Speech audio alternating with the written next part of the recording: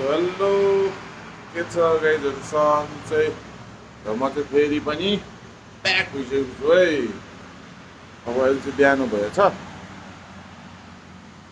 टक्क अब हामी चाहिँ कपाल काट्न जान्छौँ होइन। स्कुटर स्टार्ट गर्दैछु, म कपाल काट्न जानुपर्ने हुन्छ है। चलो गाइज म चाहिँ जाँदैछु है।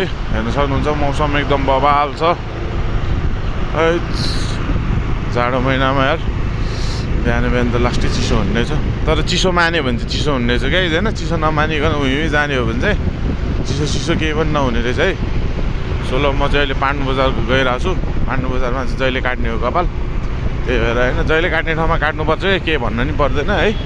ल है दामी छ है।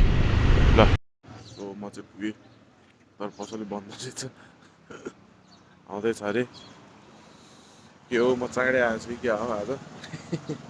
त्यो अर्को मनिष भाइ भएको भए चाहिँ आइसक्थ्यो है। त्यसको भाइ रहेछ, त्यो ढिलो भयो। ल अब 10-15 मिनटमा आउँछ होला। अनि त्यसपछि लुक्स चेन्ज हुन्छ है त। ल है अब चाहिँ कटिङ स्टार्ट हुन्छ। लुक्स चेन्ज हुँदैछ है।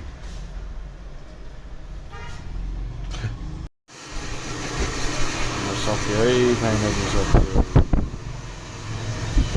कस्तोबाट कस्तो देख्यो है। सोलो गाइज अब चाहिँ कपाल सपाल काटेर रेडी भइसकेको छौँ। नुहाइ पनि सक्यो यार यस्तो जाडोमा है। च्यु अब हामी डाइट हान्छौँ अनि त्यसपछि ब्याक टु वर्क। अनि अब पसल निस्किन्छ है त।